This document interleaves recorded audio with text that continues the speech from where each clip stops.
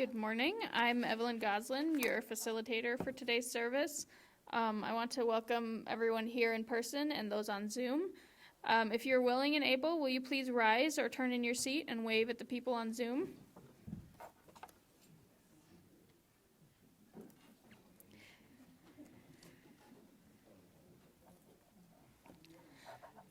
Please turn off your cell phones or put them on vibrate. If you have an announcement for now or a joy or a sorrow to read a bit later, please fill out the forms in the back on the table in the back of the room and someone will bring them up to me. If you are new here, please ask any one of us how to access our website or find out how to get involved in our activities. If you would like to receive our newsletter, please ask Deborah Smith, Becky Tanner, or any one of us to put your name on our email list. For announcements, there's Free Thinkers at 1 o'clock. The Story for All is Beyond Every Door by Reverend Molly Hosh Gordon, read by Reverend Tina Squire. So really, the idea comes from Reverend Molly, but then I ran with it. So I think I'm just going to keep it in our video. I changed a few things. She wanted to talk about thresholds, as do I, and what can be behind doors. So first we have these doors. You want to come look, Michael? Can you look from here? So when you see a bank of doors like that, how do you respond? Look like restroom doors. They do look like restrooms in a fancy place, though. I hadn't thought of that at all, Becky. I wonder what's behind those doors. Do you open it and they're individual small cubicles where you're being interviewed for some art school? You probably need a stage for that. Or do you open those doors? I go Alice in Wonderland and I wonder, do you get really big? Or in one room, do you walk out and suddenly you're flying off a cliff, transmogrified by magic? Or it's strange because the wallpaper's so pretty and the doors are so sterile. And that's a lot of bathrooms in one spot. Yeah, for ladies that would be. All right, the next one. These doors. I wonder, is there a story? How old are they? The numbers on the door on the left look like they're trying to be old or are old and recently fixed. Yeah, what do you think? And you know it's a townhouse, so have more than one century of people been hearing each other? Do people walk outside and say hello to each other every morning? Has this been gentrified, made more upscale in a neighborhood that's changing? I would love to know, when you open, do you go down a long corridor? Or do you open to a living room or stairs? Or what's the kitchen like? Anyway, that's me. What do these doors make you think of? Money? Yes, money. Definitely. Living in a city. And living in a city, yes. And it probably is a somewhat older city. Probably not Phoenix, right? All right, let's see the next set. Oh, any of you know what these are? Yeah, did I give you a bad memory when I would love to know, is this in a school? Is this in a store? Like, is this where the break room is for employees? Is this the middle of a murder mystery and we're going to get to look and see what's inside the locker? Or is it a school? What are kids keeping in their lockers? They're actually pretty good looking. I mean, painted, they don't look too dented. What's inside? I don't want to think about gym clothes and old reports and lunches that have been left for too long. That could happen to adults too. All right, what's the next set? Ooh, it's just one. Yeah, do you like that door? Or not? Not really? It makes you feel suspicious. There's no doorknob. Ooh. Yeah, it makes you feel, I think you have to kind of like push the door open, right? It's, yes, it magically opens as you approach it and something grabs you in. I thought of those movies that are, you start out as a live action real human and then you become a cartoon because the stairs look real, but the rest of it looks kind of drawn to me, sketched. And I wonder if you go through the door, you become Mickey Mouse or you become a cartoon. I don't know how. But I like the idea of being drawn in. All right, what's the last one? Oh, yeah. How many of you here have ever read The Secret Garden? Oh, wow. Yeah, a lot of us have, huh? I just thought a little bit. It's fairly neat as you get to the gate, and then when you really look closely, all the bushes are on this side, but it sure looks to me like the garden is coming over the gate and going to envelop you when you open up.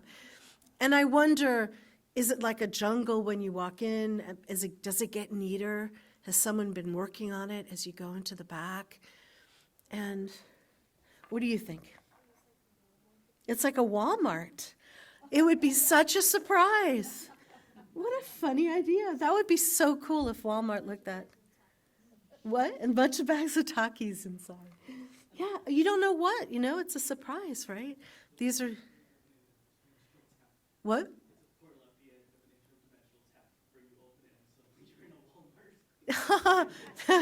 A portal that takes you to Walmart.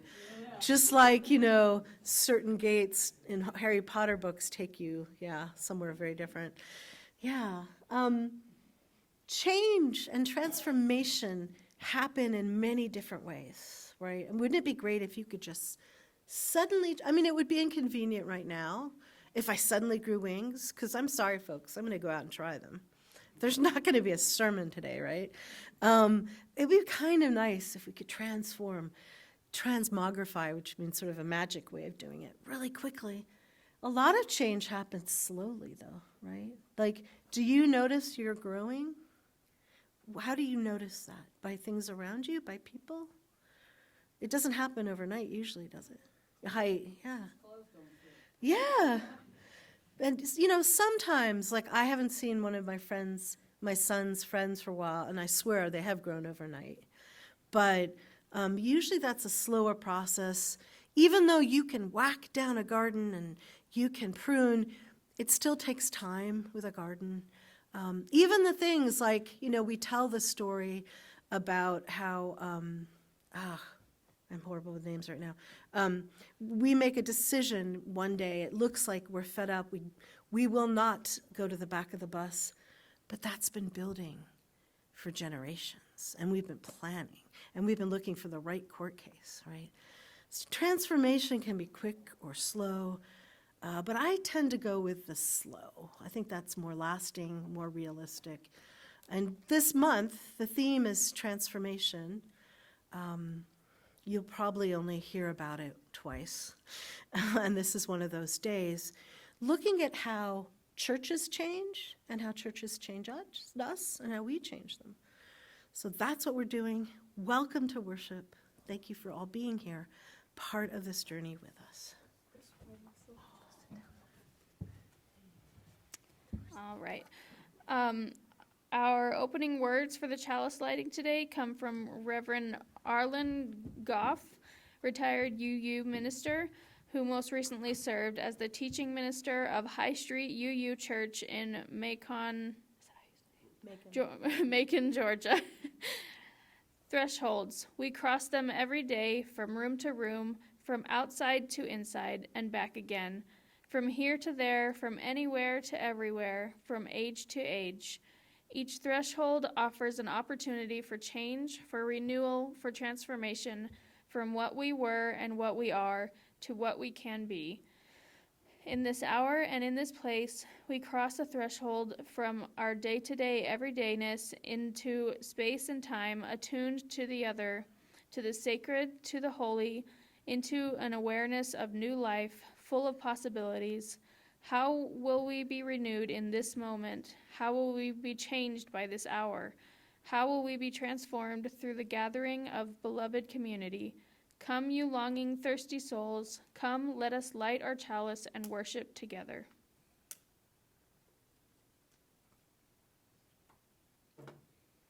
Now we have joys and sorrows. So we're a caring community, and we believe that when we share our joy, it amplifies, and when we share our sorrows together, they're a little bit easier to carry. Are there any joys and sorrows in the back? It's kind of a joy and a concern. Jerry Beal on Wednesday had what's called a TVR, transcatheter aortic valve replacement.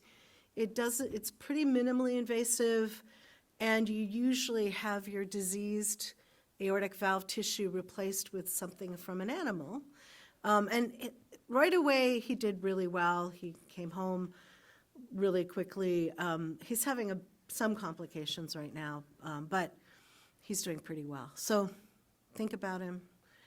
It's a joy that he was able to do that. He went from being kind of ashen colored to pink after the surgery, so pretty clear sign. Now he just has some swelling in his legs, but a clear sign he's doing pretty well. And obviously, I'm thinking we're going to need to have an extra candle or something we light each week because of the amount of violence in our world. I had to go back online to read about the shootings that happened this morning in Chicago and yesterday in Texas and the stabbings in Sydney, and of course the wars that are going on. I lift up that great sorrow as something for all of us to help care about and do something about.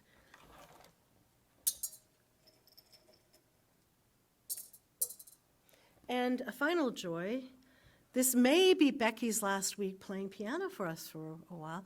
And I'm going to miss her, but she's very happy that we believe Lou Seiler will be playing for us through mid-September, if that all works out. Yeah, if that all works out. So again, sometimes our joys are fragile and have to be carried in community as well. So thank you. All right, and I'll pull a Wally and dump all these in. Oh, there's one for just about each of us, right? Right. For all that has not been said out loud, and for all that's both dancing or weighing heavily in your heart. It is alive in this community. Oh, and final joy. It's really, really nice to have a new facilitator up here with us. Yeah. Please clap for Evelyn, who's willing to do this. And Michael. So this, at 11 o'clock in Macon, Georgia, as I was looking for readings, and I looked at High Street UU, where our Story for All came from, I noticed that Amanda Schuber, the minister, Reverend, is going to speak about what will our UU faith look like 50 years from now in a changing world where less than 20% of people attend church regularly. How do we stay relevant in people's lives? Now, I'm going to try to find that and see if she has an answer. Does anyone here have an answer? I think it's important to read and go through studies, and there are things I've learned lately that I've talked to you about from doing that, like the size of this church is pastoral. We're not a family, we're a little bigger, but we're not a programmatic church where we can just, have all these committees and programs and leaders and keep shifting that and we don't have that yet either. And that's helpful to know. That kind of knowledge is useful. The studies are useful. But I found in about 16 years of thinking about this issue, it's kind of like, I talked about the bus, and I'll get back to but it's like an airplane. And the saying really is, we're building the plane while we're flying it, right? Right now, our understanding of the world, our theology, our very churches are kind of being built as we're flying them. Is that a comforting image? Not always doing it. Ooh. And also, I realize a lot of reason I think people are scared of flying is quite realistic and natural. Do your instincts think that this should actually stay up in the sky? How many of us have deeply ingrained the laws of thermodynamics, right? That's just not part of, but there are some truths about lift and the fact that this actually can get off the ground that's pretty amazing. About 16 years ago, I was working with the UCC, United Church of Christ, about new church starts. We had this land in surprise. An aside, there's a UU church that's been thriving there really well. UCC just couldn't get off the ground. The plane had no lift. And eventually we sold the land. But for years we've been talking about new church starts. How do you do that? How do you reinvigorate the faith? And one day I was commuting with Reverend Randy Mayer, who is a minister in Saurita. They do a lot of really good border work. That's a thriving church. And I dropped him at his truck, and he couldn't get in through the front. He had to crawl through the window. So I'm talking to his jeaned backside. Randy! It hit me. Why aren't we talking about what do people want from church? What will bring people to church? How can church serve people now and in the future? What is alive? And in these years, I have seen churches that shouldn't really be here be alive. There's a spirit, there's a hope, there's a love that keeps us going. I hear that, I haven't seen the statistics on that, but I have heard that in a town this size, we shouldn't be this big, but we are really needed here. A place where we can talk about many ways to truth, right? We are bigger. So I believe that the future of the church, or this church, is in us. It's in what we do and what we plan for and how we show up and how this church feeds us. I talk about this a lot, but I think church offers community in a world that doesn't offer a lot. We actually have multi-generations now. Thank you, Michael. And it's great. It's a place to interact with very different people, at least of ages, and sometimes belief. You should stay for free thinkers sometimes. You will see the very different beliefs. It's a place where we can find a bit of home, a place we can show up, a little bit like Cheers. They don't usually kick us out. And it's important, I think, to think about what community offers, right, as a church. I think that a lot like what Reverend Karen said, our relationships with people are what really transform us. They are what is transcendent in our lives. Some of us may be deists, some of us may still believe in a God, but I bet everyone here has felt the power of human love to change who you are. And for me, in community, I have to feel safe, I have to feel loved. You can convert me if I love you and I watch what the world does to you and I feel badly that I've been part of that.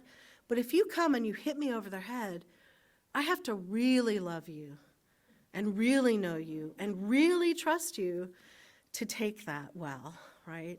I mean, my husband gently, after almost 23 years of marriage, can gently give me a little bit of criticism because he's not that kind of guy, right? But, after 23 years. So community is a place where we can start to help each other transform and grow.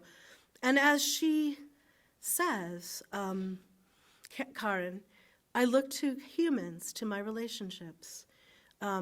They have cajoled me into my better self when, frankly, I don't want to go there.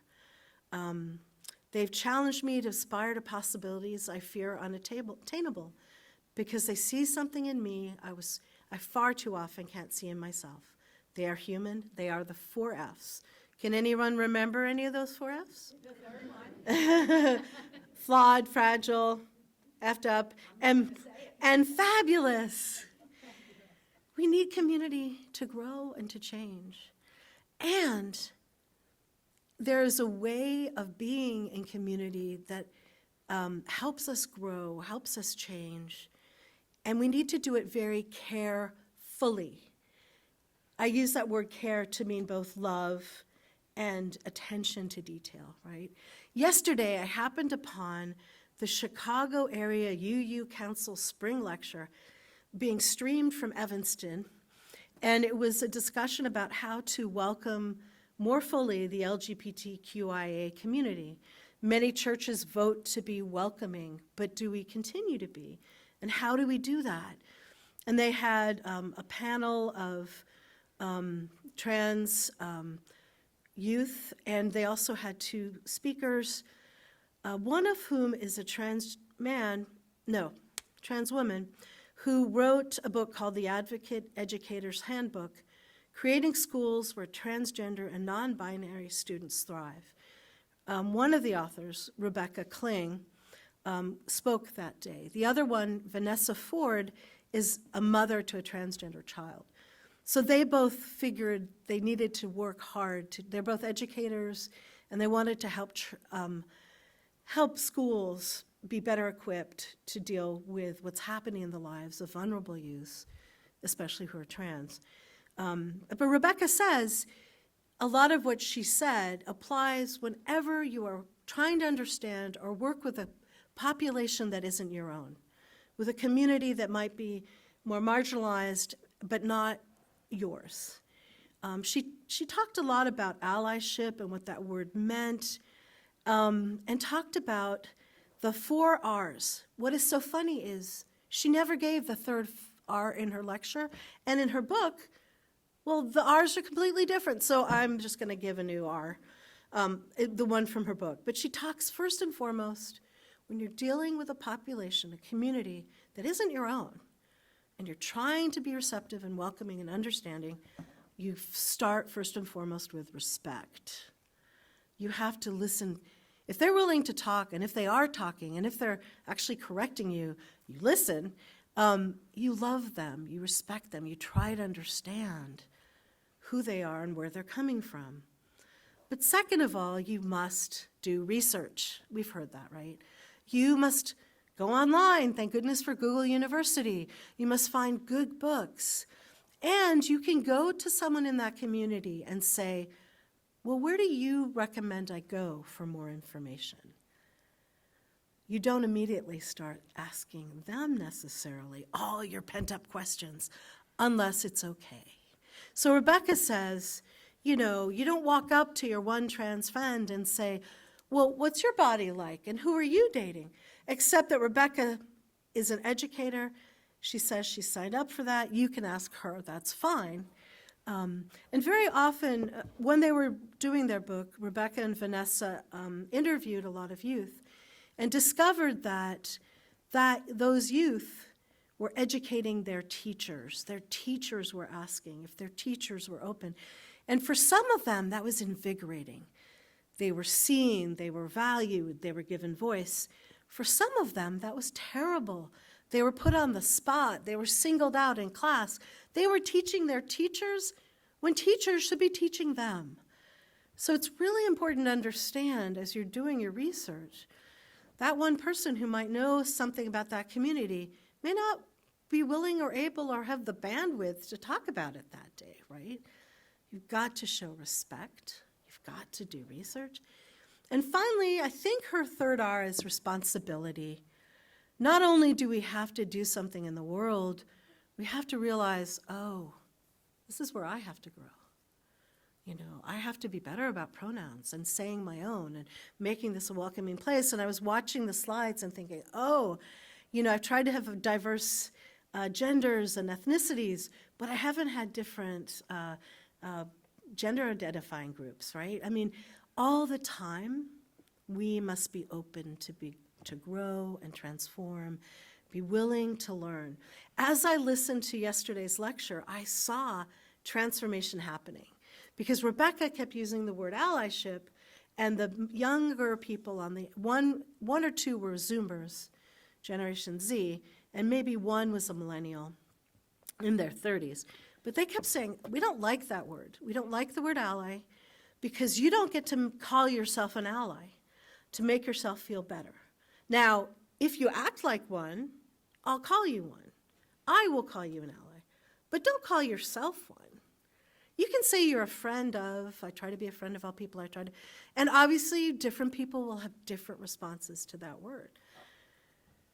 As we are being transformed in community, we have to be willing to transform and be caring and grow. A friend of mine who's a UCC minister, Reverend Tyler Connolly, wrote a lovely poem that I found after our Easter service. And it's about the fact that Easter was a mashup of two holidays, just as last week we had, what was it, National Beer Day? And yeah. What else happened on Easter? Can anyone say here? Yes, Day of Transvisibility. And so he wrote a really lovely, if I can find it, poem I wanted to end with. It seems appropriate that Easter was also Trans Day of Visibility this year, because your trans family needs to be visible so we can live. Here's a little poem I wrote for the day.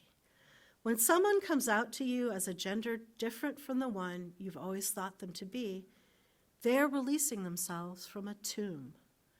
They may appear different to your eyes, and you might be like Mary, temporarily unable to recognize your loved one. They are not a stranger or a gardener. They are your friend. Touch them, love them, break bread with them. And in the meal, you will find they have always been there, just now more alive. When transformation happens, we have to be open-hearted to see it in ourselves and in other people. But that's what I think a UU church offers. I think that's part, you may have a different idea, and I'd love to hear it, but part of what we offer is a transformed, always growing community. According to the UUA, there are 5 ways we can grow, and I like their 5 ways. One is, of course, numerically, the people attending church and programs and showing up. But 2, in maturation.